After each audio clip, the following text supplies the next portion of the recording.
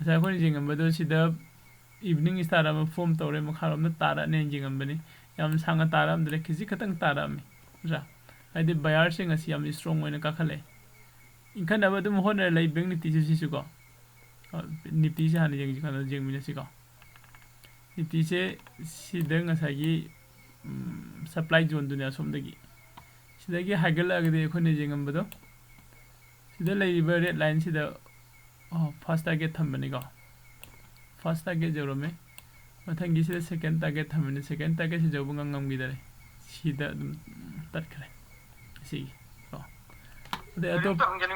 Supply ꯖꯣꯟꯁꯤ ꯉꯁꯥꯏꯒꯤ ꯃꯊꯛꯀꯤ ꯔꯦꯠꯁꯤꯔ ꯅꯠꯇ꯭ꯔꯒ ꯃꯈꯥꯒꯤ ꯔꯦꯠꯁꯤꯔ ꯂꯥꯏꯟꯁꯤꯔ ꯀꯃꯅꯣ ꯁꯄ꯭ꯂꯥꯏ ꯖꯣꯟ ꯑꯁꯤꯁꯦ ꯉꯁꯥꯏ ꯑꯍꯥꯟꯕ ꯁꯄ꯭ꯂꯥꯏ ꯖꯣꯟ ꯑꯣꯏꯔꯝꯕ ꯍꯥꯏꯗꯤ ꯃꯥꯔꯀꯦꯠꯁꯦ ꯐꯥꯔꯁꯇ ꯁꯤꯗꯩ ꯀꯥꯈꯠꯂꯛꯄꯅꯦꯕ ꯉꯁꯤ ꯀꯣ ꯁꯤꯗꯒꯤ ꯀꯥꯈꯠꯂꯛꯑꯒ ꯀꯣ ꯁꯤ ꯊꯨꯒꯥꯏꯔ ꯀꯥꯔꯛꯑꯗꯤ ꯍꯥꯏꯅ ꯈꯜꯂꯝꯕ ꯀꯣ ꯁꯤꯗꯒꯤ ꯆꯨꯝꯃꯤꯕ꯭ꯔꯥ ꯑꯩꯁꯤ ꯆꯨꯝꯃꯤꯀꯣ ꯁꯤ ꯊꯨꯒꯥꯏꯔꯒ ꯀꯥꯈꯠꯂꯛꯄꯗꯒꯤꯗꯤ ꯑꯁꯤꯗ ꯁ꯭ꯋꯥꯏꯗ ꯁꯄ꯭ꯂꯥꯏ ꯖꯣꯟ ꯑꯃ ꯄꯜꯂꯛꯄꯅꯦꯕ ꯁꯤ ꯁꯄ꯭ꯂꯥꯏ ꯖꯣꯟꯁꯦ ꯀꯔꯝꯕꯅꯣ ꯍꯥꯏꯔꯀꯥꯟꯗ ꯁꯣꯝꯗ ꯂꯥꯛꯑꯀꯥꯟꯗ ꯁꯤꯗ ꯑꯃ ꯂꯩꯔꯤꯕ ꯀꯣ ꯁꯤꯗꯒꯤꯁꯦ ꯁꯤꯒꯤ ꯁꯄ꯭ꯂꯥꯏ ꯖꯣꯟꯁꯤꯗꯒꯤ ꯍꯟꯊꯔꯛꯄ ꯑꯗꯣ ꯍꯟꯊꯔꯨꯔꯒ ꯌꯥꯝ ꯁꯥꯡꯅ ꯀꯨꯝꯃꯝꯗ꯭ꯔꯦ ꯅꯠꯇ꯭ꯔꯥ ꯕꯌꯥꯔꯒꯤ ꯄ꯭रेशꯔꯁꯤꯅ ꯍꯦꯟꯕꯗꯒꯤ ꯅꯝꯐꯨꯗ ꯏꯟꯈꯠꯂꯛꯑꯦꯕ ꯇꯞ ꯇꯞꯅ ꯏꯟꯈꯠꯂꯛꯑꯒ ꯐꯥꯔꯁ ꯇꯥꯔꯒꯦꯠ ꯑꯩꯈꯣꯏꯅ ꯊꯝꯃꯝꯕ ꯐꯥꯔꯁ ꯇꯥꯔꯒꯦꯠꯁꯤ ꯌꯧꯔꯦ ꯁꯦꯀꯦꯟ ꯇꯥꯔꯒꯦꯠꯇꯤ ꯌꯧꯕ ꯉꯝꯗꯕ ꯂꯣꯏꯁꯤꯟꯈꯔꯦꯕ ꯀꯣ ꯑꯗꯨꯒ ꯑꯇꯣꯞꯄ ꯑꯃꯗꯅ ꯕꯦꯡ ꯅꯤꯐꯇꯤ ꯑꯩꯈꯣꯏꯒꯤ ꯏꯅꯥꯎ ꯔꯥꯖꯤꯞꯀꯤ ꯁꯤꯗꯁꯨ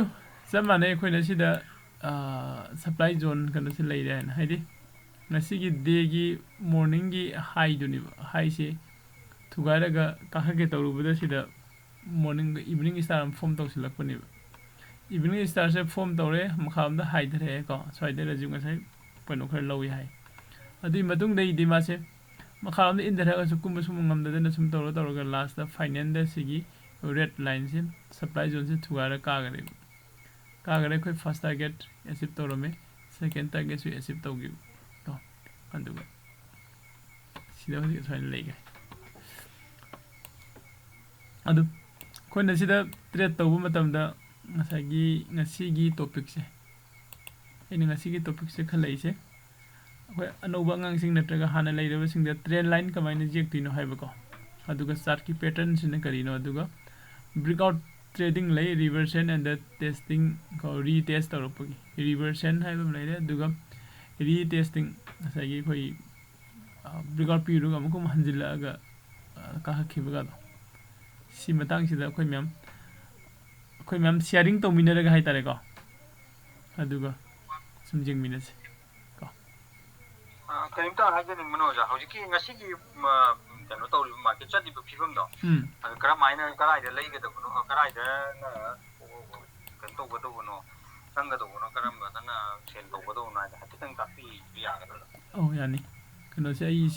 ꯁꯤꯁꯦ ꯍꯧꯖꯤꯛ ꯂꯩꯔꯤꯁꯦ ꯅꯤꯐꯇꯤ ꯕꯦꯡꯛꯅꯤꯀꯣ ꯅꯤꯐꯇꯤ ꯕꯦꯡꯛꯁꯤꯗ ꯑꯩꯈꯣꯏꯅ ꯉꯁꯤꯁꯦ ꯀꯣ ꯑꯩ ꯄꯨꯂꯞ ꯍꯥꯟꯅ ꯃꯨꯊꯠꯀꯦꯀꯣ ꯌꯦꯛꯏꯕ ꯃꯌꯥꯝꯁꯦ ꯂꯣꯏꯅ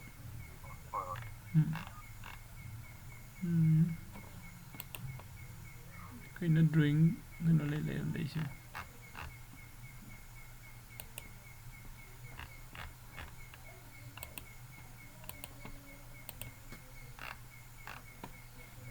ꯍꯣꯏ ꯑꯣꯀꯦ ꯁꯤ ꯁꯨꯝ ꯂꯩꯖꯔꯁꯅꯨ ꯁꯤꯗ ꯂꯥꯛꯑꯁꯤ NIFTY ꯅꯤꯐꯇꯤ ꯕꯦꯡꯛ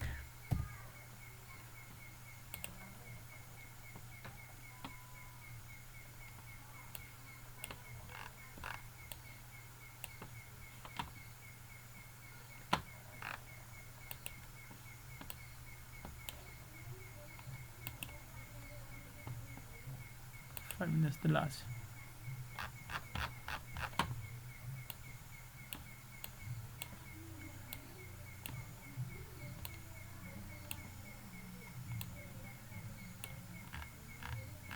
ꯉꯁꯤ ꯗꯦꯠ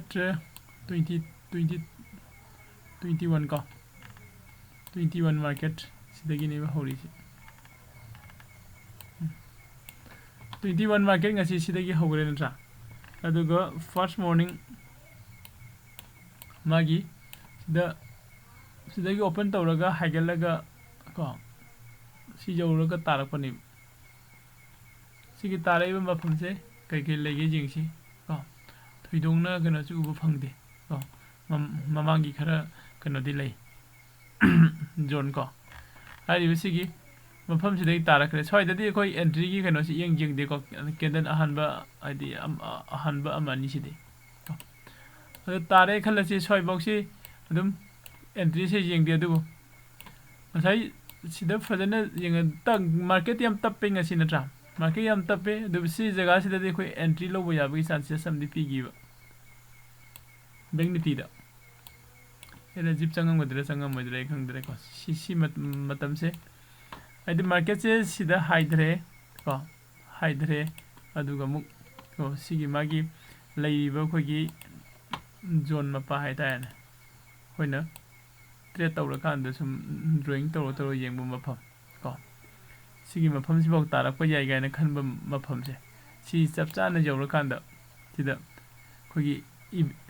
मॉर्निंग स्टार की टाइप तो अम फॉर्म तौरगा रिजेक्शन तौरपनि को सी रिजेक्शन तौरे सिदा रिजेक्शन तौरप मतम सिदा सगी सिगी जोन नंबरदगी डिमांड जोन नंबरदगी रिजेक्शन तौरपनि न सिदा खोइना चंग यारंब मफम से मार्केट यम तप्पे को ngaibidi am wadu mafam ne sigi khogi evening star form tawragadi khone yenge to e morning star form tawragadi khone yenge se si kender ohum sine natra si kender ohum sine pullaga morning star oi rei ne adu left ka right ka high libe kender nani se sigi high se hengala kan de entry to biu hai bane go sidagi breakout period kan de entry to biu hai bane go si sima lai gare next time अखोइना market से कारक मतम सिदा सिदे entry तौरे खलसे का खले खलसे अखोइना कारक मतम सिदा अखोइना येंगदुसे को कदाइबो मार्केट से कदाइबो कारक यागे हाइबदुनि मार्केट से कदाइबो कारक पर यागे है येंगबुसे ngasa सिगी डे गी हाइदि फर्स्ट मॉर्निंग गी हाई हाइबम से लैरिबो सिदा सिदा का खले जे सिगी डे गी हाई से थुगाइ बिजाइ नत्रगा थुगाइ देबो सिजाइ को अदुनो खोइ स्वाई जगह सिदा कदा वाइदनो मागी प्रॉफिट बुक ता होबो याबगी को कनो सुलै अदुना तबदा सुम ngaire खलो तो आगी स्टॉप लॉस हिट तौरगै थोखिबै चांस सुलै को अदा तोपा मनंग ngसागी अखोइना सिगी देगी हाई से देगी हाई सिदा सिगी कैंडल सिना ब्रेकआउट पीरे ग्रीन कैंडल सिना ब्रेकआउट पीरे अदुगी मतुंग द ग्रीन कैंडल अममुक फॉर्म तवे ग्रीन कैंडल से ओपन तौबगा मखारम न कुमधरी रेड ओइना को आइदि चंगबुदा कितंग कीबा कैंडल ओ ओइगरे अमुका खलुरे सय तौरगा सिदा खोगी इवनिंग स्टार अमु फॉर्म तौरे को इवनिंग स्टार फॉर्म तौरे हाइना अखोइ सिदा एंट्री गी अमु यंगसिले को कदाइदे एंट्री सिगी कैंडल सिगी बॉडी सि हेंदो अकांदा हाइदि कैंडल एंसी समानम सिदैना नसाइ सिदा हाइद्रे को सिदगी हेंदो का सिदा एंट्री जंक्शन कैंडल 1 2 3 तारे को 4 सुबह कैंडल से हम फजन चेन थरक बनि मखारम द को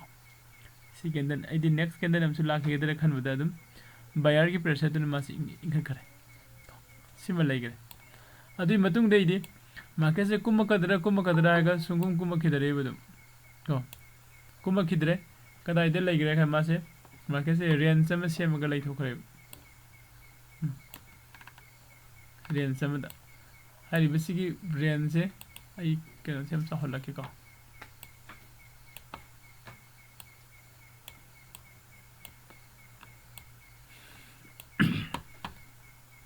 नि सिदा सकै सिगा इदन नसाइगी अखोगी असिदगी हाई सि यिंगसिको फर्स्ट सिदा हाई म लैरे अदुइ मतुंगदा अमुकमु असिसुम हेंगले सिसुमकमु हेंगले को सिगी हाई से सने सिंगगा थमगा सिगी ब्रेकआउट मतम सिदा कोइ चंगबो याबै खुदोंसा फंगे को सुमदैसे मसिंग पयारी को सिगी ब्रेकआउट सिदा कोइ चंगबो याबगी खुदोंसा फंगे कगुम चंगे खलसे को प्रॉफिट लौदबा स्वाइसिदा बेरा खरा कारम याय अदु कनो दुगी मतुंग इन लैगरे ट्रेडर दुगी नत्र इन्वेस्टर दुगी मतुंग इन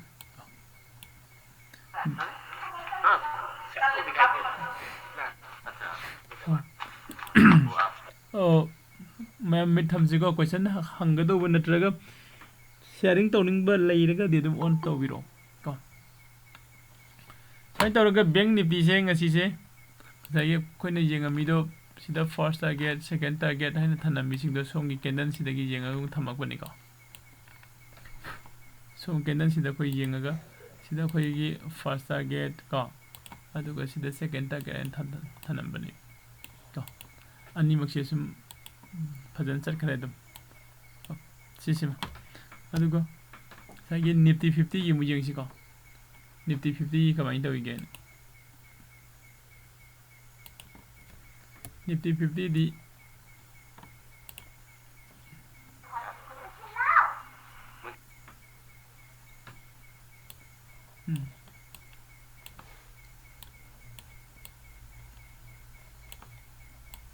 निफ्टी 50 सिदे यदि अखोइना पाम्बा ट्रेड तुमक्ति ओइगिदब मालिंग सिदे दो एंट्री तवम से इफंग फंगदेबा एंट्री तवम इफंग फंगदे अदे दिंग सागी सिदगी माना यदि सिदा खोइना चैनल नम फॉर्म तौरे खले चैनल सिदे ब्रेकआउट तो मतें खतंग पी को अदेदी सयदे लाइ सिगी मफम से असोमदगी कनोने खोगी कनोम ताबनी को आई सी ड्राइंग तौर के सिदा को मसागी डिमांड सप्लाई जोन दो लाखपा ngमद्रबो थोरपा ngमद्रे सयदे लैबनी को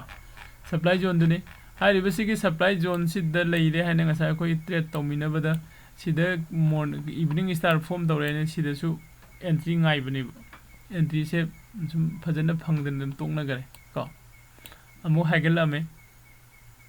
हाइगलम सिदाई खरा तागिदरे खलगा दम मार्केट तो बायर की प्रेशर दुना तम सिंखलगा को लॉन्ग ट्रेड तौबसिंगी ओइनदी को सिगी हाई सी को सोइसने यामना इंपोर्टेंट हो गिवे पार्ट्स को सी फर्स्ट सी हाई से लामे अगेन अमु लाए हमलोग सुबह ला कांदा कायरगा अमुक हंजिले को हंजिले अमुक खले तौर कांदा यामना तन का गिवे मार्केट सी को अदु सिदे लॉन्ग ट्रेड तौबसिंगी को मगिदी संगम जाय अदुगा स्कल्पिंग ददी थोइदोंना याम फजबा कनो से फंगदे को खदा एंट्री डायरेक्ट ट्रेड तौबसिंगना हेना खांगनी ngasiगी अदुगा स्वाइदा सिगी खरा सिदा प्रॉफिट खरा लौनरमगद्रा निफ्टी 50 दा बैंक निफ्टी ददी दम प्रॉफिट फंगबा मफम दम यावे निफ्टी ददी यागिदरे कोई फनांग कुइने लेरमिनद्रा कोई ग्रुप तो अदे लास्ट फॉरेन कोने येंगसे हैना तो अब मतुंगदा इसुम येंगे मार्केट से फजरगदी लिंक थागे हैना मैम दको द मार्केट तो सुमाइना सुम चटलगा लेबनिना मसी पैसा मांगनबने हैना थारक्तबनि लिंक को अदो कोई मरक सिदने कोई चार्टिंग तौब मार्केट मार्केट एनालिसिस तौब हाइतारे कोई कनसे टेक्निकल एनालिसिस की तौरप मतम सिदा कोइना ड्राइंग से कमाइन तौदिनो हाइबा को यदि इनो नोबा अंगांसिंगदि सियाम इंपोर्टेंट ओइनत्रा ड्राइंग से तौर कोइना ट्रेड कमाइन तौदिनो गा हाइबा को सुंबा मयाम अमा थोरे को सुम जिंगमिनसि को सिला लैरे सिदा सय मते खरसि जिंगसि मार्केट सिदा खोना को सिदा अप ट्रेंड लागा सय सिदा खोगी कनो मचा खंजी एकी को तक तौबा सय बोलो सिदा सिबोलो ओके सिदा लैसे फ्लैग ने फ्लैग मचा को कोने एनी फ्लैग अमा येकदा द ट्रायंगल ने मजे के चार्ट पैटर्न है खंगनै चार्ट पैटर्न सिदा मयाम अमा लै को फ्लैग लैरे फ्लैग द बेयरिश कंटिन्यूएशन बुलिश कंटिन्यूएशन को पेनेंट थाइने लै पेनेंट दसु बेयरिश कंटिन्यूएशन बुलिश कंटिन्यूएशन को अदैदि खोगी ट्रायंगल द सिमेट्रिकल ट्रायंगल हाइबे लैरि ascending triangle descending triangle को हाइरिजिंग से मयाम से लोइना खोई दैदि हेल्थ एंड सोल्जर को कप की पैटर्न लैरिबा मयाम से chart pattern ngakani loina koina chart analysis tawba ko price action gi magi price movement mayam duni hairiba price action sigi magi price gi movement sigi matungina khoi entry ko kadai da khoi entry logdino kadai da khoi exit logdino haiba sumba point edi main point important oiba point sing sine khoina find out tawba ngamna na bo khona duise yai ko hairiba case sida market se sidagi haigale ko market se sidagi haigale aduga sida ina flag ama semena drawing phatok thoiba si drawing se karma matam tawge ai tawba yage kana first sida high am leire next sida low am leire high am leire low am leire high ani low ani phanga kanda isi gi flag se draw tawba yare ko low ani sure sida adi matung dei di man chaning ba mai kai da chasegarni ko khoina sigi flag pattern se koina ko bullish flag ne aduga bullish continuation hare khangna bo kan flag ne sab sana su tari be ko sai market se bullish te lakoni bullish market ne aduga sida flag masa ma sema maga kai dogre sida breakout pi daga sida ka gi ne ko okay adu ngasai dagi ne sida drawing tawri sing se sida kanagum angang sing adum hangbiro ko ojana drawing tawido kamaina no haido hangning mo question adum hangbiro lo loina mo to aina je aina hoje seasonary ba starting kano se application hai tare web application ko web application se karam bano hare gadi trading view ni ko koi trading view se free de use to ho jai trading view de sange ai sigi left thangba side se left thangba side sida koi gi chart ki drawing tawnu tool myam am yauri ko si tool sing sei na pam tool matam gi darka oi basing lo raga draw to bo jai ko adai de amuk suppose ai si tool si sange khalo ko tool si sanga kanda so pip retracement ga hare ina si start thanami se ai gi favorite ne ba ko ade sida start thamba ya ba sum jaw buni ko nang na mouse over tawra kanda na tool sing sida mouse over tawraga chala kanda kogi somna kanda start thora ise sigi start se dum click tawram magadi ko ai somda makhada ina khara thami se tongana sigi marakta ma dum jawra kani ko suppose example oina kanda jing si ko triangle leire sida ama jing si elect web theory 3 drive pattern ko abcd pattern square books ki hame teloge to buni ne sida ke leiba okay fixed range volume profile se okay si so ina thaname ko hai dead range se hapsil si yenga si du sigi dead range se ina sida start se number matam da ko somna jawre na tra sida ko sida yawre sida ngom da kari kana ina kan hore ne sida ina full screen taw ko matam da full screen taw kan ding bi ko full screen taw kan da ina nga sagi aina sida favorite thamgi ba mayam da sida leire bu loina sisu click tawraga makhada ching da ya gani ko okay then aina full screen tawraga drawing tawning fu matam da aina favorite thami ba tool sing se loina use taw ya ne ba matam gi matung to ado kona break out the trade kamaina tawdino break out the trading tawba se karino hagadi break out se ngaire ga trading tawraga di ko akhoi trade se success obegi sang se 80% di adum oiba yabagi chance sang wangi ko trade to koi 100% oigani haibade haining de ko haidi soi bi yaro kane 80% mukti koina break out ngaire ga trade to se cd 80% di haidi success obegi accuracy he leigani haining ko adu koina break out the trade to wasti karino haregadi sidagi sida sumjinga si market se apte lae sida ina drawing am tawbire kadi drawing na tawise flag masam sida draw tawthe hariba flag se draw tawraba matungda sigi magi line ani leina sida mathak thangba line se koina resistance hare khangnai makha thangbu sina koina support hare khangnai ko resistance ka support ka ani sigi marak tani flag na di chart se matam khara chalaga leidi se ko aduga sida breakout pire marakta false breakout thokpa yai ko false breakout adi koi entry lo roi natra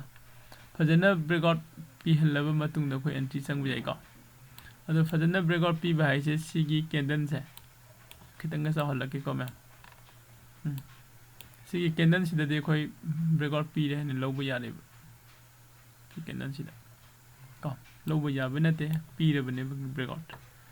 ꯉꯁꯥꯏꯒꯤ ꯃꯥꯒꯤ ꯂꯩꯔꯝꯃꯤꯕ ꯁꯤꯒꯤ ꯐ꯭ꯂꯦꯛ ꯃꯅꯨꯡꯁꯤꯗꯩ ꯊꯣꯔꯛꯑꯒ ꯃꯥꯔꯀꯦꯠꯁꯦ ꯁꯤꯗ closing ꯄꯤꯔꯕꯅꯦꯕꯀꯣ ꯑꯗꯣ ꯀꯅꯥꯒꯨꯝꯕ ꯈꯔ ꯁꯤꯗ ꯁꯤꯗꯒꯤ ꯊꯣꯔꯛꯑꯦ ꯍꯥꯏꯅ ꯑꯦꯟꯇ꯭ꯔꯤꯁ ꯐꯠ ꯂꯥꯎꯅ ꯂꯧꯁꯤꯜꯂꯨꯕ ꯌꯥꯎꯏ ꯗꯥꯎ ꯌꯥꯔꯒꯗꯤ ꯄꯩꯁꯥ ꯐꯪꯒꯅꯤ ꯗꯥꯎ ꯌꯥꯗ꯭ꯔꯒꯗꯤ ꯃꯥꯡꯒꯅꯤꯀꯣ ꯀꯔꯤꯒꯤꯅꯣ ꯍꯥꯏꯗꯤ ꯁꯤ ꯔꯦꯗ ꯀꯦꯟꯗꯜꯁꯤ ꯌꯦꯡꯕꯤꯌꯨ ꯁꯤ ꯔꯦꯗ ꯀꯦꯟꯗꯜꯁꯤꯁꯨ ꯍꯥꯟꯅ ꯔꯦꯗ ꯑꯣꯏꯔꯝꯕ ꯅꯠꯇꯦ ꯃꯊꯛꯇ ꯀꯥꯈꯠꯂꯒ ꯁꯤꯗ ꯕ꯭ꯔꯦꯛꯑꯥꯎꯠ ꯄꯤꯔꯝꯃꯒ ꯆꯪꯁꯤꯟꯈꯤꯕꯅꯦꯕ ꯐꯣꯜꯁ ꯕ꯭ꯔꯦꯛꯑꯥꯎꯠꯅꯦꯕ ꯁꯤꯁꯦ ꯀꯣ ꯑꯗꯣ ꯑꯩꯈꯣꯏꯅ ꯁꯤꯒꯨꯝꯕ ꯈꯨꯗꯣꯡꯊꯤꯕꯁꯦ ꯊꯣꯛꯇꯅꯕ ꯀꯣ ꯐ꯭ꯂꯦꯛꯇꯒꯤ ꯅꯠꯇ꯭ꯔꯒ ꯑꯦꯅꯤ ꯆꯥꯔꯠ ꯄꯦꯇꯔꯟ ꯑꯃꯗꯒꯤ ꯐꯖꯅ ꯕ꯭ꯔꯦꯛꯑꯥꯎꯠ ꯑꯣꯏꯔꯁꯦ ꯀꯟꯐꯥꯔꯝ ꯑꯣꯏꯔꯕ ꯃꯇꯨꯡꯗ ꯑꯗꯨꯒ ꯅꯦꯛꯁꯀꯤ ꯀꯦꯟꯗꯜꯁꯤꯗ ꯇ꯭ꯔꯥꯏ ꯇꯧꯕꯤꯕ ꯑꯦꯟꯇ꯭ꯔꯤꯁꯦ ꯀꯣ ꯕ꯭ꯔꯦꯛꯑꯥꯎꯠ ꯄꯤꯔꯤꯕ ꯀꯦꯟꯗꯜꯁꯦ ꯊꯥꯗꯣꯛꯄꯤꯔꯣ ꯕ꯭ꯔꯦꯛꯑꯥꯎꯠ ꯄꯤꯔꯤꯕ ꯀꯦꯟꯗꯜꯁꯤꯒꯤ ꯍꯥꯏꯁꯤ ꯍꯦꯟꯒꯠꯂꯀꯥꯟꯗ ꯑꯩꯈꯣꯏ ꯑꯦꯟꯇ꯭री ꯂꯧꯁꯤꯕ ꯀꯣ ꯑꯗꯨ ꯑꯣꯏꯔꯒꯗꯤ ꯑꯩꯒꯤ ꯑꯦꯀꯨꯔꯦꯁꯤꯁꯦ ꯌꯥꯝ ꯋꯥꯡꯒꯅꯤꯕ ꯀꯣ ꯃꯥꯡꯕꯒꯤ ꯆꯥꯡ ꯍꯟꯊꯒꯅꯤ ꯑꯗꯩꯗꯤ ꯇ꯭ꯔꯦꯟ ꯂꯥꯏꯟ ꯑꯃ ꯁꯨꯃꯥꯏꯅ ꯀꯣ ꯑꯦꯅꯤ ꯆꯥꯔꯠ ꯄꯦꯇꯔꯟ ꯑꯃ ꯐꯣꯝ ꯇꯧꯔꯛꯄ ꯍꯥꯏꯁꯦ ꯅꯨꯡꯇꯤꯒꯤ ꯐꯣꯝ ꯇꯧꯔꯛꯇꯕꯁꯨ ꯌꯥꯏ ꯅꯣꯡꯃꯗ 2 ꯇꯧꯔꯛꯄꯁꯨ ꯌꯥꯏ ꯅꯣꯡꯃꯗ ꯑꯃꯈꯛ ꯇꯧꯔꯛꯄꯁꯨ ꯌꯥꯏ ꯆꯥꯔꯠ ꯄꯦꯇꯔꯟ ꯐꯣꯝ ꯁꯨꯡꯇꯧ ꯇꯧꯔꯛꯇꯕ ꯅꯨꯃꯤꯠꯁꯨ ꯌꯥꯎꯔꯛꯄꯁꯨ ꯌꯥꯏ ꯀꯣ ꯑꯗꯣ ꯆꯥꯔꯠ ꯄꯦꯇꯔꯟ ꯐꯣꯝ ꯇꯧꯔꯛꯇꯕ ꯅꯨꯃꯤꯠꯇꯣ ꯑꯩ ꯇ꯭ꯔꯦꯗ ꯇꯧꯗꯁꯨ ꯀꯩꯁꯨ ꯀꯥꯏꯗꯦ ꯃꯥꯡꯗꯨꯕ ꯁꯔꯨꯛꯇꯤ ꯇꯧꯔꯨꯗꯕꯅ ꯍꯦꯟꯅ ꯐꯩꯀꯣ ꯁꯤ ꯃꯇꯥꯡꯁꯤꯗ ꯑꯩꯅ ꯃꯌꯥꯝꯗ ꯊꯝꯅꯤꯡꯉꯤꯁꯤꯁꯨ ꯑꯩꯁꯦ ꯍꯟꯗꯛꯁꯦ ꯑꯩ ꯏꯁꯥꯃꯛꯁꯦ ꯇ꯭ꯔꯦꯗ ꯇꯧꯕ ꯈꯔ ꯂꯦꯞꯄꯦ ꯑꯗꯨꯒ ꯁꯤ ꯑꯦꯅꯥꯂꯥꯏꯁꯤꯁ ꯌꯥꯝ ꯇꯧꯋꯦꯀꯣ ꯑꯩ ꯍꯥꯟꯅ ꯆꯥꯔꯠ ꯄꯦꯇꯔꯟꯗ ꯇ꯭ꯔꯦꯗ ꯇꯧꯔꯤꯉꯩ ꯃꯇꯝꯗ ꯍꯥꯏꯗꯤ ꯂꯣꯁ ꯑꯣꯏꯕꯒꯤ ꯆꯥꯡꯁꯨ ꯌꯥꯝ ꯍꯟꯊꯔꯝꯃꯦꯀꯣ ꯑꯗꯣ ꯁꯤꯁꯦ ꯑꯩꯅ ꯌꯦꯡꯉꯤꯁꯤ ꯁꯤꯒꯤ ꯆꯥꯔꯠ ꯄꯦꯇꯔꯟ ꯑꯃ ꯂꯥꯛꯄ ꯍꯥꯏꯁꯦ ꯄꯨꯡ ꯑꯩꯈꯣꯏꯒꯤ ꯕꯥꯔꯣ ꯃꯈꯥꯏ ꯀꯣ 12 ꯃꯈꯥꯏꯗꯒꯤꯅ ꯄꯨꯡ 1 2 ꯁ꯭ꯋꯥꯏꯗ ꯂꯥꯛꯑꯦꯕ ꯀꯣ ꯑꯗꯨꯅ ꯍꯌꯦꯡꯗꯩꯗꯤ ꯃꯌꯥꯝꯗ ꯑꯩꯅ ꯍꯥꯏꯅꯤꯡꯉꯤꯁꯦ ꯑꯩꯈꯣꯏꯅ ꯅꯨꯡꯊꯤꯟ ꯅꯨꯃꯤꯠ ꯆꯨꯞꯄ ꯑꯃ ꯇ꯭ꯔꯦꯗ ꯇꯧꯔꯤꯅꯦ ꯁꯨꯝ ꯐꯝꯃꯒ ꯂꯩꯕꯩ ꯃꯍꯨꯠꯇ ꯃꯣꯔꯅꯤꯡꯗ ꯀꯣ 10:30 ꯐꯥꯎ ꯑꯩꯈꯣꯏ ꯐꯝꯃꯤꯟꯅꯁꯤ ꯒꯦꯞ ꯑꯃꯨꯛ ꯊꯝꯁꯤ ꯆꯥꯛ ꯏꯁꯤꯡ ꯆꯥꯊꯣꯛꯁꯤ ꯑꯦꯅꯤ ꯌꯨꯝꯒꯤ ꯊꯕꯛ ꯑꯇꯩ ꯌꯦꯡꯁꯤꯟꯁꯦ ꯑꯗꯨꯒꯤ ꯃꯇꯨꯡꯗ ꯀꯣ ꯍꯥꯏꯗꯤ 9 ꯗꯒꯤꯅ 10:30 ꯐꯥꯎ ꯑꯃ ꯐꯝꯃꯤꯟꯅꯔꯁꯦ ꯑꯗꯨꯒꯤ ꯑꯃꯨꯛ ꯅꯦꯛꯁꯇ ꯀꯣ ꯑꯩ ꯑꯗꯨꯝ ꯁꯤꯌꯔ ꯇꯧꯔꯛꯀꯦ ꯍꯥꯏꯗꯤ ꯆꯥꯔꯠ ꯄꯦꯇꯔꯟ ꯐꯣꯝ ꯇꯧꯔꯛꯇꯕ ꯀꯣ ꯑꯩꯈꯣꯏꯒꯤ ꯄꯨꯡ 11:30 12 ꯇꯥꯁꯤꯜꯂꯛꯄ ꯁ꯭ꯋꯥꯏꯗ ꯅꯠꯇ꯭ꯔꯒꯅ 12:30 ꯑꯗꯨꯋꯥꯏ ꯇꯧꯔꯁꯨ ꯌꯥꯏ 12:30 ꯁ꯭ꯋꯥꯏꯗꯒꯤ ꯀꯣ 12 ꯗꯒꯤꯅ 12:30 ꯁ꯭ꯋꯥꯏꯁꯤꯗ ꯀꯣ ꯁꯤꯌꯔ ꯇꯧꯔꯒ ꯑꯗꯨꯒ ꯄꯨꯡ 3:00 ꯃꯤꯅꯤꯠ 35 3 ꯃꯤꯅꯤꯠ 20 ꯑꯗꯨꯋꯥꯏꯐꯥꯎ ꯐꯝꯃꯤꯟꯅꯕ ꯌꯥꯏ ꯀꯣ ꯑꯗꯨꯋꯥꯏ ꯃꯇꯝꯗꯨꯗ ꯃꯌꯥꯝ ꯇ꯭ꯔꯦꯗ ꯇꯧꯅꯤꯡꯕ ꯁꯨꯝ ꯐꯖꯅ ꯇꯧꯕ ꯌꯥꯏ ꯅꯠꯇ꯭ꯔꯥ ꯑꯩꯈꯣꯏ ꯃꯌꯥꯝ ꯋꯥꯔꯤ ꯁꯥꯔꯒꯦ ꯁꯤ ꯂꯥꯛꯑꯒꯗꯤ ꯁꯤꯗ ꯑꯦꯟꯇ꯭ꯔꯤ ꯇꯧꯕ ꯌꯥꯔꯦ ꯁꯤ ꯂꯥꯛꯑꯒꯗꯤ ꯑꯩꯈꯣꯏ ꯑꯦꯟꯇ꯭री ꯇꯧꯔꯣꯏꯁꯤ ꯀꯣ ꯃꯁꯤ ꯈꯤꯇꯪ ꯃꯥꯒꯤ ꯕ꯭ꯔꯦꯛꯑꯥꯎꯠꯁꯦ ꯈꯔ ꯐꯖꯕ ꯋꯥꯠꯂꯤꯒ ꯍꯥꯏꯕ ꯑꯗꯨꯝꯕꯀꯣ ꯅꯠꯇ꯭ꯔꯥ ꯁꯨꯃꯥꯏꯅ ꯁꯤꯅ ꯍꯥꯏꯗꯤ ꯑꯩꯈꯣꯏꯅ ꯕ꯭ꯔꯦꯛꯑꯥꯎꯠꯇ ꯀꯃꯥꯏꯅ ꯇ꯭ꯔꯦꯗ ꯇꯧꯒꯅꯤ ꯍꯥꯏꯕꯗꯨꯅꯦꯕ ꯕ꯭ꯔꯦꯛꯑꯥꯎꯠꯁꯦ ꯄꯤꯔꯒ ꯔꯤꯇꯦꯁ ꯍꯥꯏꯕ ꯑꯃꯨꯛꯁꯨ ꯂꯥꯛꯏꯕ ꯀꯣ ꯍꯥꯏꯗꯤ ꯄꯨꯜ ꯕꯦꯛꯀ ꯍꯥꯏꯕ ꯃꯌꯥꯝꯅ ꯀꯣ ꯑꯗꯨꯁꯨ ꯊꯤꯁꯦ ꯐꯪꯒꯅꯤꯀꯣ ꯀꯅꯥꯒꯨꯝꯕ ꯃꯔꯛꯇ ꯁꯤꯌꯔ ꯇꯧꯅꯤꯡꯕ ꯂꯩꯔꯒꯁꯨ ꯑꯗꯨꯝ ꯇꯧꯕꯤꯔꯛꯎꯀꯣ ꯍꯥꯏꯗꯤ ꯑꯦꯅꯤ ꯇꯣꯄꯤꯛꯇ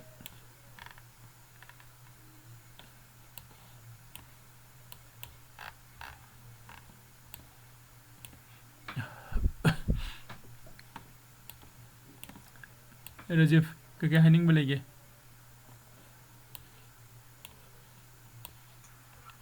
ꯀꯩꯝ ꯂꯩꯇꯦꯗ ꯀꯩꯝ ꯂꯩꯇꯦ ꯂꯣꯏ ꯌꯥꯔꯦ ꯍꯥꯏꯗꯨꯔꯣ ꯑꯣꯀꯦ ꯑꯩꯅ ꯊꯤꯔꯤꯁꯦ ꯀꯩꯅꯣ ꯑꯃꯈꯛ ꯌꯦꯡꯕꯅꯤꯅꯦ ꯆꯥꯔꯠ ꯄꯦꯇꯔꯟꯗꯤ ꯑꯗꯨꯝ ꯌꯥꯝ ꯐꯪꯉꯤꯀꯣ ꯁꯤꯗꯁꯨ ꯐꯪꯉꯦ ꯆꯥꯔꯠ ꯄꯦꯇꯔꯟ ꯑꯩꯈꯣꯏꯒꯤ ꯗꯕꯜ ꯇꯣꯞ ꯅꯠꯇ꯭ꯔꯥ ꯆꯥꯔꯠ ꯄꯦꯇꯔꯟꯁꯤꯗ ꯑꯩꯈꯣꯏ ꯀꯣ ꯑꯅꯧꯕ ꯑꯉꯥꯡꯁꯤꯡꯒꯤ ꯁꯨꯝ ꯇꯝꯃꯛꯈꯤꯅꯤ ꯂꯣꯏꯅꯀꯣ ꯑꯗꯣ ꯍꯧꯖꯤꯛ ꯑꯩꯈꯣꯏ ꯁꯨꯝ ꯍꯥꯏꯗꯤ ꯆꯥꯔꯠ ꯗ꯭ꯔꯣꯌꯤꯡ ꯇꯧꯕꯒꯤ ꯑꯣꯏꯅ ꯌꯦꯡꯃꯤꯟꯅꯁꯦꯕ ꯁꯤꯗ ꯑꯩꯅ ꯗꯕꯜ ꯇꯣꯞ ꯍꯥꯏꯔꯛꯏꯁꯦ ꯀꯣ ꯁꯦ ꯑꯩ ꯁꯤꯗꯒꯤ ꯍꯧꯔꯛꯀꯦ ꯗ꯭ꯔꯣ ꯇꯧꯕꯀꯣ ꯁꯨꯃꯥꯏꯅ ꯁ꯭ꯋꯥꯏꯗ ꯑꯃ ꯂꯧꯔꯒꯦ ꯁꯤꯗ ꯑꯃ ꯂꯧꯔꯒꯦ ꯁꯤꯅꯦ ꯌꯥꯏꯀꯣ sida double top siga sini bukhin double top file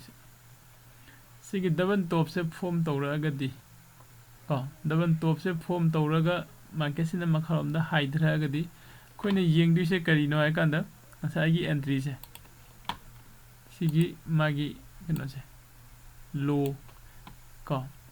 previous ki low sini previous ki low sidagi breakout pirak ko sisu chart pattern ni ko previous ki low sidagi breakout piraga kum dharak padu ni bukhoina ngai du se ko adu previous ki low sida breakout pirak pai se sigi candle sina pire nata high level candle sisu adu ki matik strong oiba yamna powerful oiba hadi sumba candle nang khatang ujage ga haibada phangbada hadi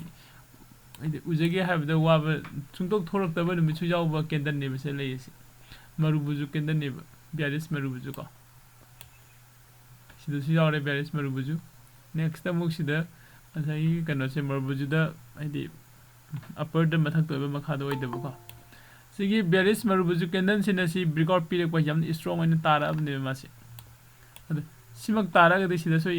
entry low bu dum thoidona kai di ko aduga low dare khalo next candle sida gi khoi low re khala si entry ko adu su dum hadi profit to low bum thokpa low bu ya ba khar di dum low bu ya ra ne ko aine ki dare ga di abo low bu ya ki re ga sai da candle amni thokra ga no okay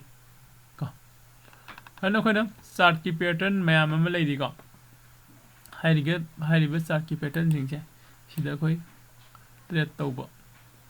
chart की pattern खतंग नायरगा trade तौबा को cc यामना कोइदा loss ओइबगी चांग सि यामना हनबा को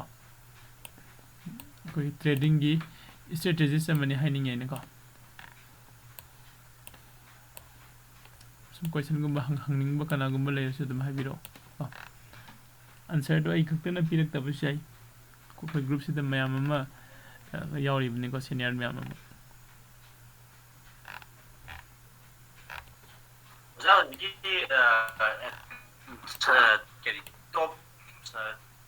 double top oh double top oh adudo kero yekpagi hobagi chan habadi karaide hoduino haibe pocha asigi top ani chamanan layena haibena asidi oidiro okay ai ha ke ko oh hai ko ai si hana muthalake aduga amu hawrus ko market se sumaina ne belai da mi se hanana andra si laidam basida sidagi akoina adi jekwa hoba yarai se asana top ani phange ko top ani phangaga haibe haideba hawreba asida ko yekwa hoba yarani ba adi sidagi asigi low side ka khalaga sida high ma seme ko sida mu middle da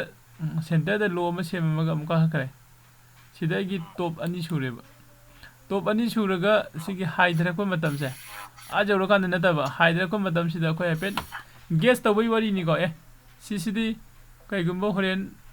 chi double top lak ba ya bagi chances leire gaina soina draw tausin ba ko adu ai entry di kadai dagi lodino hairaga di hojite market is hoide leire in khala se sim mathang sida ko khara cha holake hojik se market se hoide leire in khala se adu akoi ne entry je hakta changsi loiba ko akoi ne entry se ngai di se kadai dana kanda sigi masai gi hojik lai sigi previous ki low do previous ki low si ta do ni center ki se center ki low si da breakout pi ba ngai du ni ba center ki sigi low se akoi ne neckline hare khang nei ba neckline ko hari ba sigi neckline se breakout pi gi ba ma se double top ki confirm oi re ne lo bu yai ba ko adu de koi breakout pi helaga next candle da main ta na changi ba yani adui dagale sigi double top se koina neckline jidegi hindora camera na hindora kane habi poche adum adugi keno assumption di tobo ngambra adugi assumption di kano tobo ngamba leite ko adu khara profit se khara makai pi gene habi di lei ko magi sigi kano se kogi sigi neckline dagi na masagi top se top sibagi magi distance है ꯁꯤꯁꯦ ꯑꯩꯈꯣꯏꯒꯤ ꯇꯥꯔꯒꯦꯠꯇ first target ꯑꯣꯏꯗꯣꯏꯅꯦꯕ ꯃꯈꯥꯔꯣꯝꯗ ꯀꯣ ꯁꯨꯃꯥꯏꯅ ꯂꯥꯛꯀꯅꯤ ꯍꯥꯏꯗꯤ suppose ꯁꯤꯗ ꯂꯥꯛꯑꯦ ꯈꯜꯂꯁꯤ ꯁꯤꯒꯤ ꯅꯦꯛ ꯂꯥꯏꯟꯁꯤꯗꯒꯤ ꯗ꯭ꯔꯣ ꯇꯧꯔꯦ ꯈꯜꯂꯣ ꯁꯤꯐꯥꯎꯀꯣ ꯗ꯭ꯔꯣ ꯇꯧꯔꯦꯕ ꯄꯩꯔꯤ ꯏꯁꯦ ꯅꯠꯇ꯭ꯔꯥ ꯁꯤꯐꯥꯎ ꯂꯩꯔꯦ ꯀꯣ ꯑꯗꯣ ꯑꯩꯈꯣꯏꯅ ꯑꯩꯒꯤ ꯄ꯭ꯔꯣꯐꯤꯠꯁꯦ ꯀꯗꯥꯏꯗ ꯕꯨꯛ ꯇꯧꯕ ꯌꯥꯕꯅꯣ ꯑꯩꯒꯤ ꯇꯥꯔꯒꯦꯠꯁꯦ ꯀꯗꯥꯏꯐꯥꯎ ꯇꯧꯕ ꯂꯥꯛꯄ ꯌꯥꯕꯅꯣ ꯍꯥꯏꯔ ꯀꯥꯟꯗ ꯁꯤꯒꯤ ꯅꯦꯛ ꯂꯥꯏꯟꯁꯤꯗꯒꯤ ꯑꯁ꯭ꯋꯥꯏꯐꯥꯎ ꯀꯨꯝꯃꯛꯄ ꯌꯥꯏꯒ ꯍꯥꯏꯅ ꯑꯁꯨꯃꯥꯏꯅ ꯂꯧꯕ ꯌꯥꯏꯕ ꯐꯥꯔꯁ ꯇꯥꯔꯒꯦꯠ ꯀꯣ ꯑꯗꯨ ꯁꯤꯐꯥꯎ ꯍꯥꯏꯔꯤꯁꯦ ꯀꯩꯒꯨꯝꯕ ꯃꯇꯝꯗ ꯌꯧꯔꯛꯇꯕꯁꯨ ꯌꯥꯏꯀꯣ ꯍꯦꯟꯗꯣꯛꯈꯤꯕꯁꯨ ꯌꯥꯏ ꯑꯗꯨ ꯃꯌꯥꯝꯅ ꯄꯥꯅꯕ ꯉꯁꯥꯏꯒꯤ ꯑꯩꯈꯣꯏꯒꯤ ꯆꯥꯔꯠ ꯄꯦꯇꯔꯟꯒꯤ ꯃꯇꯨꯡ ꯏꯟꯅ ꯑꯩꯒꯤ ꯄ꯭ꯔꯣꯐꯤꯠ ꯕꯨꯛꯁꯦ ꯁ꯭ꯋꯥꯏꯗ ꯇꯧꯕ ꯌꯥꯏꯒ ꯍꯥꯏꯕꯗꯨꯒꯤ ꯗ꯭ꯔꯣꯌꯤꯡꯅꯤꯕ ꯁꯤꯅ ꯑꯃꯨꯛ ꯑꯗꯣ ꯑꯩꯈꯣꯏꯅ ꯆꯥꯔꯠ ꯄꯦꯇꯔꯟꯁꯦ ꯌꯥꯝꯅ ꯄꯋꯥꯔꯐꯨꯜ ꯑꯣꯏꯕ ꯏꯁꯇ꯭ꯔꯦꯇꯦꯖꯤꯁꯅꯤꯀꯣ ꯆꯥꯔꯠ ꯄꯦꯇꯔꯟꯁꯦ ꯆꯥꯔꯠ ꯄꯦꯇꯔꯟ ꯑꯃꯈꯛꯇ ꯅꯠꯇꯦ ꯁꯤꯗ ꯑꯩꯈꯣꯏꯅ ꯌꯦꯡꯉꯤꯁꯦ ꯗꯕꯜ ꯇꯣꯞ ꯍꯥꯏꯔꯦ ꯇ꯭ꯔꯤꯄꯜ ꯇꯣꯞ ꯍꯥꯏꯕ ꯑꯃꯁꯨ ꯂꯩ ꯀꯣ ꯁꯄꯣꯁ ꯑꯗꯨ ꯑꯣꯏꯇꯥꯔꯒꯗꯤ ꯀꯣꯏꯁꯟ ꯑꯃꯇꯪꯒ ꯂꯥꯛꯑꯦ ꯍꯥꯏꯗꯤ ꯁꯤꯒꯤ ꯄꯣꯠꯁꯤ ꯗꯕꯜ ꯇꯣꯞꯄꯨꯗꯤ ꯂꯥꯛꯑꯅꯤ ꯍꯥꯏꯔꯦꯀꯣ ꯑꯗꯨꯒ ꯐꯥꯔꯁꯀꯤ ꯁꯦꯀꯦꯟ ꯇꯣꯞꯁꯦ ꯑꯁꯤꯗꯒꯤ ꯀꯩꯅꯣ ꯃꯑꯣꯡ ꯌꯦꯡꯉꯒ ꯑꯦꯟꯇ꯭ꯔꯤ ꯂꯧꯗꯣꯏꯅꯦ ꯍꯥꯏꯇꯥꯔꯒꯗꯤ ꯍꯥꯏꯗꯤ ꯁꯤ ꯐꯥꯔꯁ ꯇꯣꯞꯀꯤ ꯃꯊꯪꯗ ꯑꯃ ꯑꯋꯥꯡꯕ ꯑꯃꯁꯨ ꯂꯩꯇ꯭ꯔꯅꯦ ꯁꯤꯗꯒꯤ ꯌꯦꯛꯄꯗꯤ ꯌꯥꯗꯕ꯭ꯔꯕ ꯁꯤꯗꯒꯤ ꯁꯤꯗꯒꯤ ꯌꯦꯛꯄꯗ ꯀꯩꯅꯣꯗꯣ ꯐꯣꯝ ꯇꯥꯗꯕꯩꯅꯤ ꯍꯥꯏꯗꯤ ꯁꯤꯗꯁꯨ ꯑꯩꯈꯣꯏꯅ ꯉꯥꯏꯔꯝꯕ ꯌꯥꯏꯑꯕ ꯁꯤꯒꯤ ꯅꯨꯃꯤꯠꯁꯤꯗ ꯀꯣ ꯑꯩꯈꯣꯏ ꯑꯩ ꯑꯁꯤꯁꯨ ꯌꯦꯛꯀꯦꯀꯣ ꯑꯣꯀꯦ ꯁꯤꯗ ꯑꯩꯈꯣꯏꯅ ꯃꯥꯔꯀꯦꯠꯁꯦ ꯗꯕꯜ ꯇꯣꯞ ꯁꯦꯝꯗꯧꯕ ꯃꯥꯜꯂꯦ ꯅꯪ ꯉꯥꯏꯔꯦ ꯈꯜꯂꯁꯦꯕ ꯁꯤ ꯅꯨꯃꯤꯠꯁꯤꯗ 5 ꯃꯤꯅꯠꯁꯀꯤ ꯑꯩꯅ ꯂꯩꯔꯤꯁꯦ ꯇꯥꯏꯝ ꯐ꯭ꯔꯦꯝꯗꯁꯨ ꯌꯥꯝ ꯗꯤꯄꯦꯟ ꯇꯧꯏꯀꯣ ꯑꯩꯅ ꯂꯩꯔꯤꯁꯦ 5 ꯃꯤꯅꯠꯁꯀꯤ ꯇꯥꯏꯝ ꯐ꯭ꯔꯦꯝꯅꯦ ꯍꯥꯏꯔꯤꯕ ꯇꯥꯏꯝ ꯐ꯭ꯔꯦꯝꯁꯤꯗ ꯁꯄꯣꯁ ꯑꯩꯅ ꯁꯤꯗꯒꯤ ꯍꯧꯔꯒ ꯀꯣ ꯁꯤꯗ ꯇꯣꯞ ꯑꯃ ꯂꯧꯔꯦꯈꯜꯂꯁꯤ ꯁ꯭ꯋꯥꯏꯗꯕꯨ ꯂꯧꯔꯣ ꯁꯤꯗ ꯑꯃꯒ ꯍꯥꯏꯊꯔꯦ ꯁꯤꯗ ꯑꯃꯒ ꯍꯥꯏꯗꯤ ꯁꯤꯒꯤ ꯗꯕꯜ ꯇꯣꯞꯁꯦ ꯈꯔ ꯄꯩꯇꯛꯅ ꯂꯥꯛꯄꯅꯦꯕ ꯁꯤꯁꯦ ꯂꯥꯛꯑꯦꯕ ꯁꯨꯃꯥꯏꯅ ꯊꯝꯕꯤꯔꯦꯕ ꯑꯩꯅ ꯁꯤꯗ ꯉꯥꯏꯔꯝꯃꯤꯁꯦ ꯀꯩꯅꯣ ꯀꯩꯒꯨꯝꯕ ꯁꯤꯁꯦ ꯗꯕꯜ ꯇꯣꯞ ꯑꯣꯏꯔꯒꯗꯤ ꯑꯩꯒꯤ ꯑꯦꯟꯇ꯭ꯔꯤꯁꯦ ꯀꯗꯥꯏꯗ ꯑꯣꯏꯗꯣꯏꯅꯣ ꯁꯤꯗꯅꯦꯕ ꯑꯗꯨꯕꯨ ꯁꯤꯒꯤ ꯍꯥꯏꯊꯔꯛꯏꯕ ꯃꯥꯔꯀꯦꯠꯁꯤꯗꯤ ꯁꯤ ꯌꯧꯔꯝꯗꯅ ꯁꯤꯗ ꯁꯨꯝ ꯀꯥꯈ꯭ꯔꯦꯕ ꯑꯃꯨꯛ ꯀꯣ ꯌꯥꯏꯀꯣ ꯑꯩ ꯋꯥꯈꯜꯗꯗꯤ ꯁꯤꯒꯤ ꯄꯣꯠꯁꯤꯗꯗꯤ ꯗꯕꯜ ꯇꯣꯞ ꯍꯥꯏꯁꯦ ꯇꯣꯞ ꯑꯅꯤꯁꯦ ꯃꯥꯟꯅꯗꯕꯅꯤꯅ ꯗꯕꯜ ꯇꯣꯞ ꯅꯠꯇꯕ ꯑꯇꯣꯞꯄ ꯒ꯭ꯔꯥꯐꯀꯨꯝꯕ ꯌꯦꯛꯄꯗꯤ ꯌꯥꯗꯕ꯭ꯔꯕ ꯑꯗꯨꯁꯨ ꯌꯥꯏ ꯑꯇꯣꯞꯄ ꯒ꯭ꯔꯥꯐꯁꯨ ꯌꯦꯛꯄ ꯌꯥꯏ ꯑꯇꯣꯞꯄ ꯒ꯭ꯔꯥꯐꯇꯨꯁꯨ ꯑꯩ ꯌꯦꯛꯀꯦ ꯌꯦꯛꯇꯣꯏꯕ ꯒ꯭ꯔꯥꯐꯁꯦ ꯌꯥꯝ ꯆꯥꯎꯋꯤꯀꯣ ꯑꯗꯨꯒꯤ ꯃꯅꯨꯡꯗ ꯗꯕꯜ ꯇꯣꯞꯅꯦꯕ ꯍꯥꯏꯕꯤꯔꯛꯑꯣ ꯗꯕꯜ ꯇꯣꯞ ꯍꯥꯏ ꯇꯥꯔꯒꯗꯤ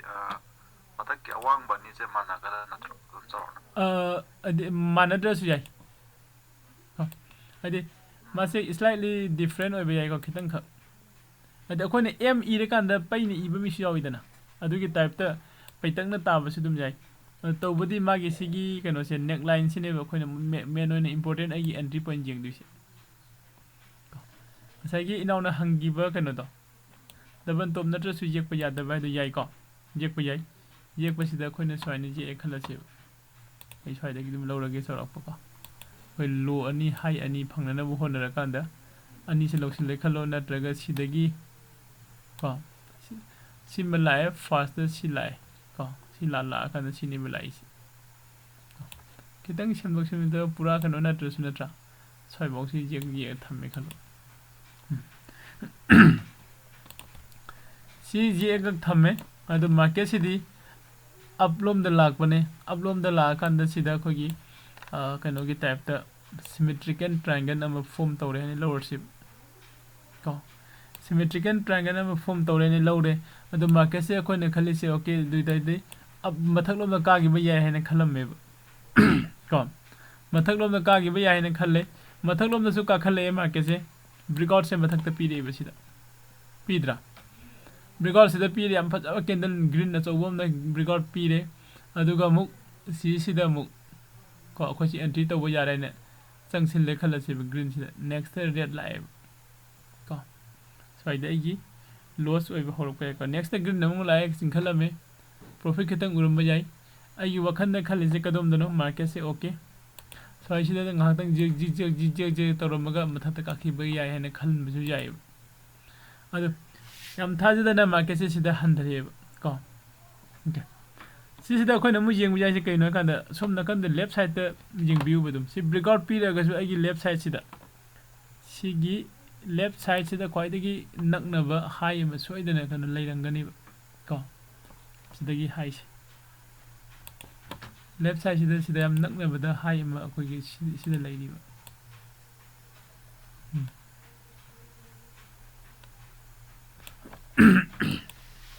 सिगी हाई से माने थुगारगा कागरगदी को कागरगे हाई बनेबा सिगी टारगेट मथंग मथंग अदुबो सिदगी ने माना पुल बैक तौसिलेसी सिगी हाई से टच तौरुगा पुल बैक तौसिलेबा को पुल बैक तौसिले सिसिने पुल बैक से को ngसागी रिटेस्ट का हाइबदो रिटेस्ट तौसिलको मतम सिदा आई ngसाई सिदा ओरंबा रेजिस्टेंस से थेंगुरगा हागे खरगदी अदुदा एंट्री लौब याइबा अदुदा सिदी रेजिस्टेंस की मनुंग चंगसिन गरेबा चंगसिन लोरे अमु ग्रीन अमु पुखलमे अदुसु अमु खमु सिंगधबा हौरे को सि मतम सिदादी आइगी सिगी ngसागी सिमेट्रिकल ट्रायंगल द बुलिश मार्केट की येंगमबसे आइने खलेबा सम आई कनो से सोइबा माले है सोइबा माले नि खलेबा कैंडल से सोइ योरकपददी को आइना ट्रायंगल हाना जेक्सरमबसे ओके सि मनुंग चंगसिले को रिटेस्ट ने खलमबसे जो हनगत खरगदी रिटेस्ट ओइगदबदो ओइदरे चंगसिलकपदो दैना सिदि सोइबा माले दुदि टॉप अनि दि माना सिदा फॉर्म तौरमे नै उबो फंगेबा सिदा अमा फॉर्म तौरे सिदा अमा फॉर्म तौरे से उबो फंगेबा अदुदि आई डबल टॉप के मु रेडी लैबा याइ को डबल टॉप के साइना रेडी लैरि आइना डबल टॉप तमु रेडी से ला कांददि आइना येंगदि से कैनो हारगदि ngसाई कैनो सिनि ngसाई नेक लाइन सिदा ताराइबा मार्केट सिना होरेन कैगुंबा आइना डबल टॉप तै रेडी लैरगदि सिदा सी हेंदो कांद एंट्री चंगे हासिने बे गाइदुसी यानी को मदन होय सिगी ड्राइंग मयाम से सिसिने आइना अखोय मयाम लोइना हाइमिन से हाइरिस अदि सि मी अमखक्तन उबदगिने मी मंगा तरंग उबदुने हे हेना फजबो कनो से थोरकनिबा चार्ट पैटर्न से को अखोय मयाम ओजा किरण के का अखोय मयाम ट्रेड तौरिङे द आइने चार्ट पैटर्न सिदा म सने लाए गाइन जी एकान्दसु ओजा किरण न ओइगेरा नत्रगे अनि रजिब न ओइगेरा को लमजान बनो ओइगेरा अखोय मयाम दुई मुकन अमर मरक सिदा मी अमन नत्रग अमन दुमे ओजा दुदगी सने जी एदि हेना फजदुबो माले हाइना शेयर तौरक पसुम जावइबा को अदाइना अखोय अहुमरी पुनसिलगा draw तौगरगदि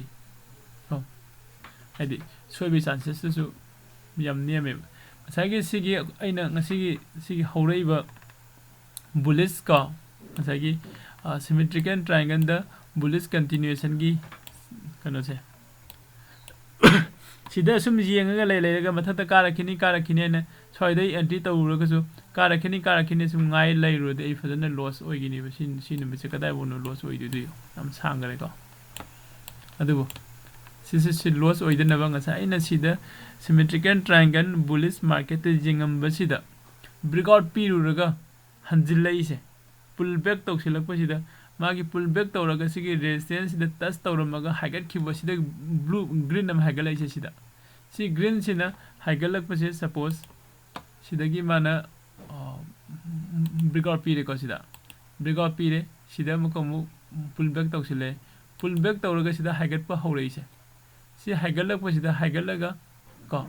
ka khala agadi okay ai sigi symmetrical triangle bullish market in yeng se summene logdine adu sida haigalakpa mohta madi si manung triangle manung do junction gare ada gi support si do in tana gare ko adu eda di si stage se jogsila di ai ine yeba pattern se sinataba atopa pattern am form to rabra haido yengbagi matam se oire alert lege tamne si si ai gi yamna experience ni ko ai big mistake am tawgi ai gi life ta हम चावो mistake ने कमाइने mistake से कमाइने लैगे हाय कांदा से खोगी cup की pattern में लैरिबा ऐसी कितन पिक्चर लगे को कराई लेगे कैसे किसिंग था कप की पैटर्न में को सिददी सोइददी उबदे फंगारोय फजन थोकन देखो अदुबई चौरापा में जी एके सिदा इंगम द सोय गइस कप से पैटर्न से सुमाइना तारक को sumaina taraga sumaina tabne ko hadi jekpasi kitang phajadare ko sida ina yengi se kaina kanda horen sida cup sigi magi mana khutpai bamdo sisi la amaga sigi haigalak pasida aise si hendora kanda lawgadamne ba si hendora kanda aise entry se lawgadamne ba adu numita yamne excited oi ba haitare aine khalli se aise adu matamdo nuti profit lawkhala ku gisu yamna over smart oi ba kogi ko over confidence oi ba haitare adu su leiba adu matak da aina ongpau baidi theory di tamaga live market ta cup ki pattern se su ujadari bane su udariba cup ki pattern se sumaina hyper aina cup ki pattern ne khallaga ngai ba matam sida market se sida haigalaga sigi mafam sida ina breakout piraga entry se sangamadi fagadamne ba sida aduba numitu gi soyu haibudu leibani na aina khalli se okay si ko kon khalamni sum ka dure na swai dai loksin bani entries ko swai jaga se dai se entry se loksin le adu gadi swai jaga da mate khara nem tak na swai dai lawri haikale ai na ko adu gadi market se kadai da swai ke hai kanda ko ai gi swai gari mama pham dai harake ngasai na sida ko cup ki form se tare na sane lai re to sida haidare ko sigi haidarak pagi sigi kitang haigalak pa hobase sida ina okay yara ni sidi sida di kajaga ne sida entry toksin bani aduga kaidoge kan sida candle asang ba ma jab launching da bani ko ai se loss ore loss oi badai dai masi di mongam ne mu jing mathang candle ju red amu lai sida ai exit tok thoi ko adagi mathang mathang kumge aba kumgare ado aina sida jengam me chart pattern se kadai de soiram ga kanda sidagi amasu kara me basaina si mayai se soina ko laga leiram ba haitare ado aina sigi mayai se ko laga leiba sida drawing do hagi sidagi laga sida top ama sigi middle line ko neck line sida top ama tawraga sumaina ngairam magadi ko soina ngairam magadi ai kaidoram gane sigi hendora ge anti law kan dai profit fadana lawram ba yawa numini m gi maya gi center sida fadana round ko laga ta ba haitara di numita adu yengi do ai itom do oibani na sigi double top gi ugada base ai uba phanghogdare adu gi ni bai loss ori do khoi mem tre to mina boy di oja mudu do kapsu tai adu go double top oirak ba yabagi kano su lei ko possibility su lei haina mi am khak siya urakani ba mi amana dum sumbagi khoi mem tre to mina bagi aidi nungai ba ko advantage khalam su lei ko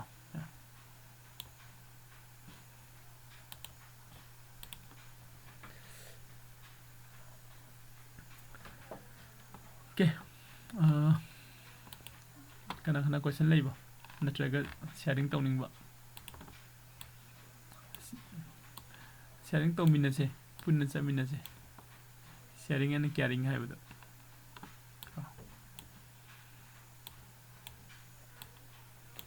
sai da su khoi sum pattern macha ma sum jeng bi ai ko jeng sida market se sida down trend de lai ai ko aduga atopa mana next da sida ko down trend de lai aduga sida flag macha ma se me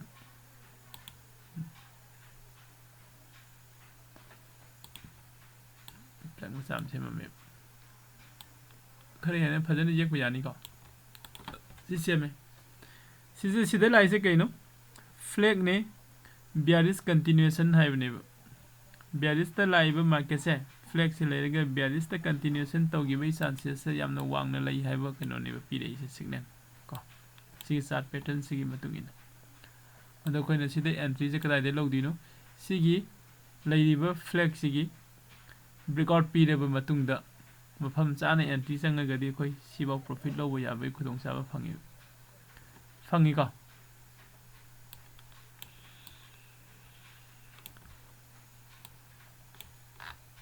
mem sound live bro gi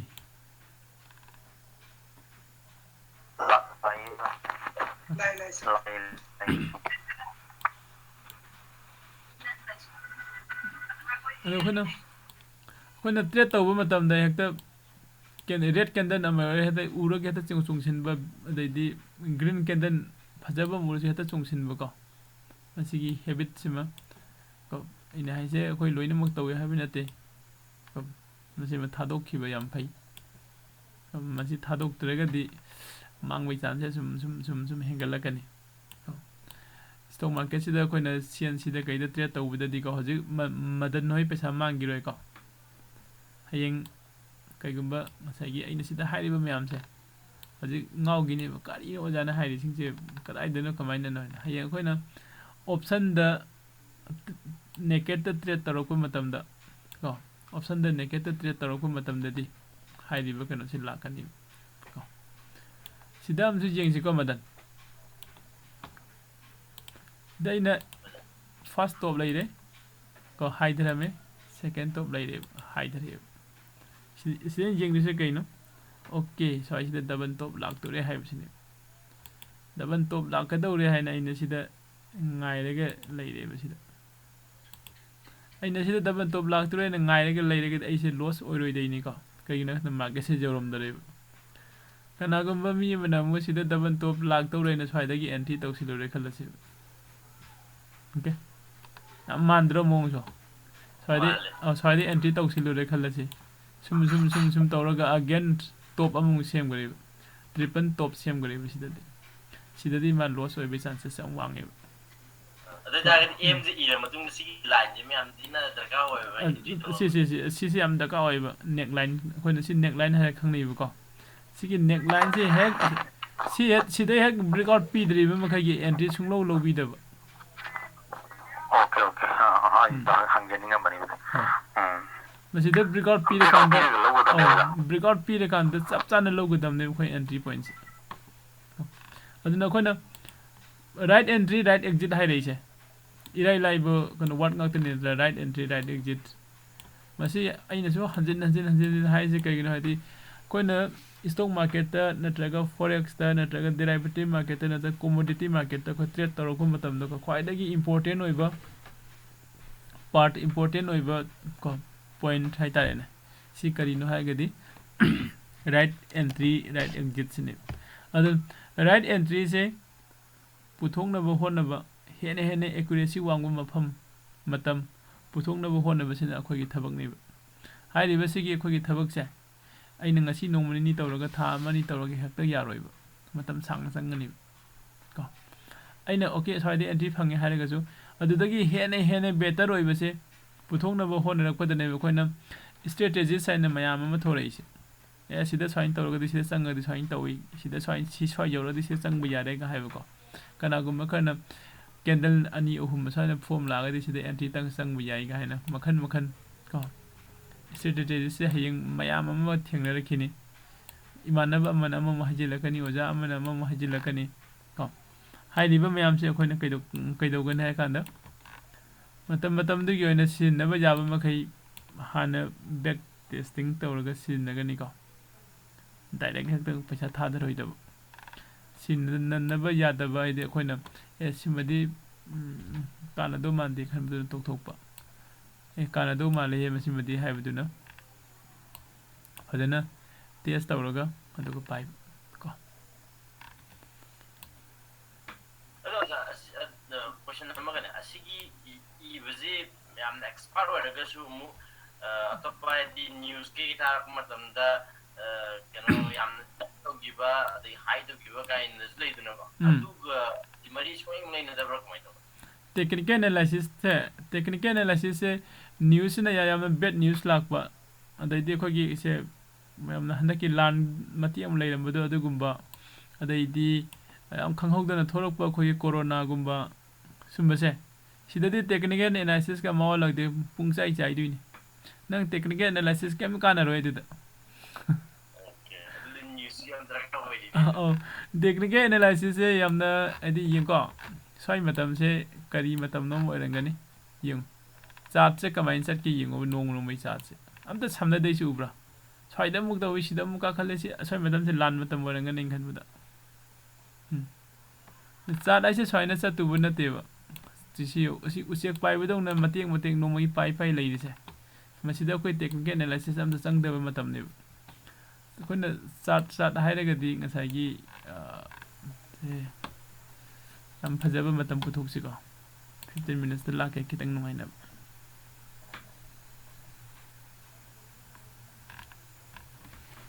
ꯀꯩꯅꯣꯁꯦ ꯈꯔ ꯍꯤꯕꯤ ꯑꯣꯏ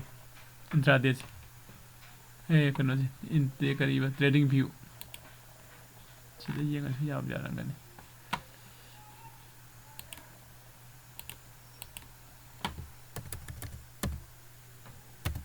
Nifty 50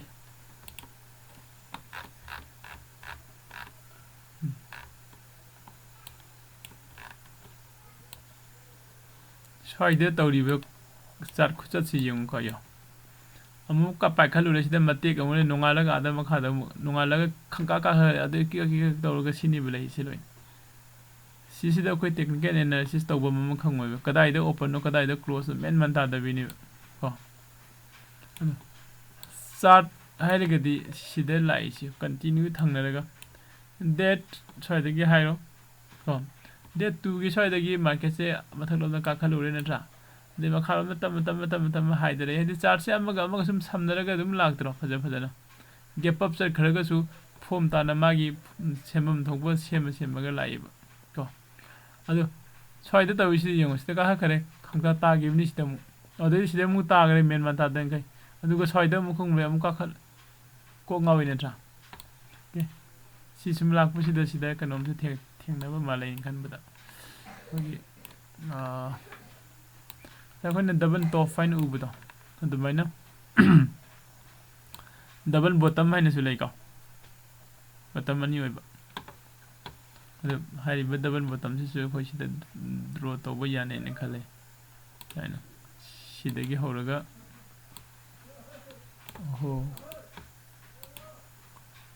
ꯁꯤꯗ ꯑꯃ ꯂꯩꯔꯦ ꯁꯤꯗ ꯑꯃ ꯀꯥꯈꯠꯂꯦ ꯁꯤꯗ ꯑꯃꯨꯛ ꯀꯨꯝꯃꯝꯃꯦ ꯁꯨꯃꯥꯏꯅ ꯑꯃꯨꯛ ꯀꯥꯈꯤꯕ ꯁꯤꯗꯁꯨ ꯏꯝꯄꯣꯔꯇꯦꯟ ꯑꯣꯏꯁꯤ ꯁꯤꯒꯤ ꯅꯦꯛ ꯂꯥꯏꯟꯁꯤꯅꯤꯀꯣ ꯁꯨꯝ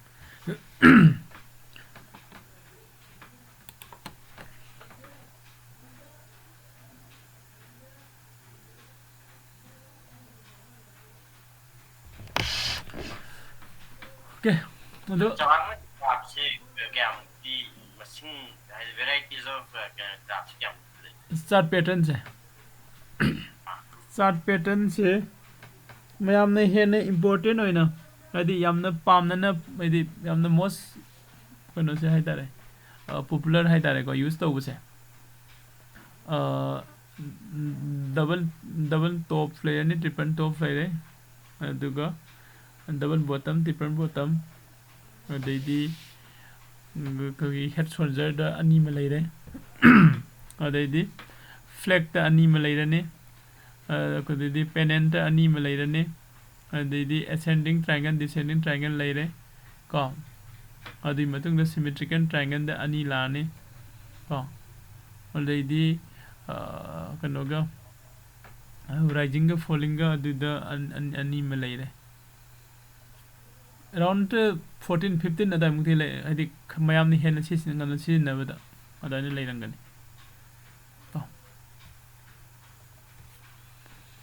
अदसे सिगी मयाम सिदी खोइना ओजाना ताकपो नत्रगा ये फ्रेंड ताकपो को एनी अइना वीडियो द येंगबो खोटबदुदी याम नतेबा अदुगा मेन ओइना खोइन दका ओइसदे मार्केट तगी लर्न तौबदुनिबा मार्केट तगी लर्न तौबसि सिगी लाइन सिदने खोइना तंबगी लोइबन नाइदे हायसे ओजादगी सुम तम्मगा लेगेदौबो नतेबा तंबगी लोइबन नाइदे हायसे कायदन आई मार्केट तगी अइना लर्न तौबसे लोइबन नाइरोइबा ngasi anouba fangani ngarang aina swana chummene khalambado ngasi hena chumok yai natragi hena langi basu yai ko adoina mayam am lakani makhan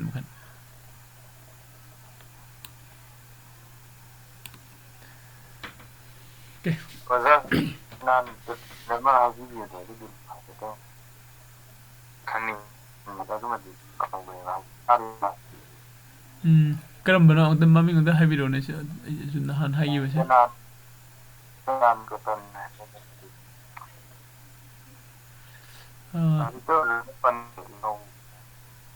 inaugi sound do sing da ba mala ingom da Penan pattern. अच्छा पेनन दो होय Penan. ओजा हजिकि हाइगिबा ग्राफ्ससिंग दो ममिंग Singham list अमता इरगम तंग share तौबिर नुवाय दंवा होय list share तौरके अदैदी अतोप मसोइना कनोदा लोइना video जो pull up सेमगा थमनबसु होनरिबनिको अखोइगी सी class तसु सुम तौगनी class तसु तौगनी अदुगा मागी आइन इमेज सेमगा थमिको मयामदा लोइनमक कनोसु फंगनी सिदा सुम जेंबिको सिदा इना फ्लैग ता को सिगी सिदा पीरिसे फ्लैग को बुलिश कंटिन्यूएशन को फ्लैग ता मु बियारिश कंटिन्यूएशन हेड सोल्जर लाइरा सिदा हेड सोल्जर दा inverse ओइबा मा inverse ओइ कनोदा ओइदबा मा को the descending triangle ascending triangle को सी सिंगसे ले हजिक सी खतंग आइरिबा अतै सिंगसे सिदा वीडियो जैना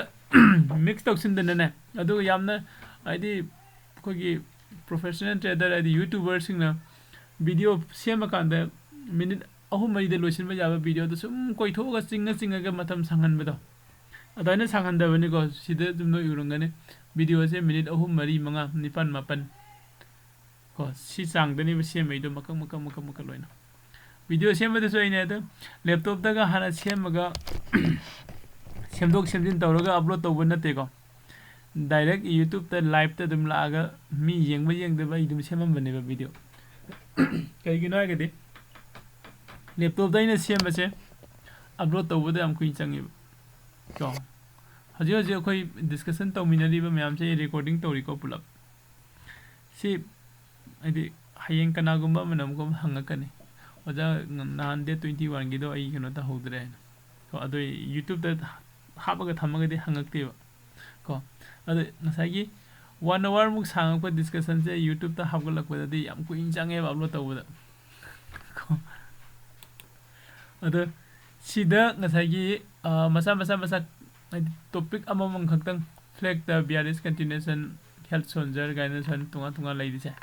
सिदा येंगगदि खनो सिंगी हेना नुंगाइनि मसा अमम अदा हयें कोइना सिदा क्लास तौरकपदि हाइरिबा सिगी पैटर्न मयाम से सिसे पैटर्न तरे निपान से क्लास अमदा दम पुनसिंगी बसु याइ को दो सिदा तुंगा लाइबने जेंनिंग बखनो सिंगदो अदम जेंबियो सिदा को अदुगा आई कनो से ग्रुप तसु आइने सेमिबे इमेज सिंगदो हजि पूरा कंप्लीट ओइदरी कंप्लीट ओइरकान इमेज सिंगदो लोइन शेयर तौरके को अदु ग्रुप त ममिंग लोइन से शेयर से तौरकनी अदु इनाउन हजि लिस्ट हाइबदो अदु सो सेमदोरके हजि ति लिस्ट सेमगदि लेतेबा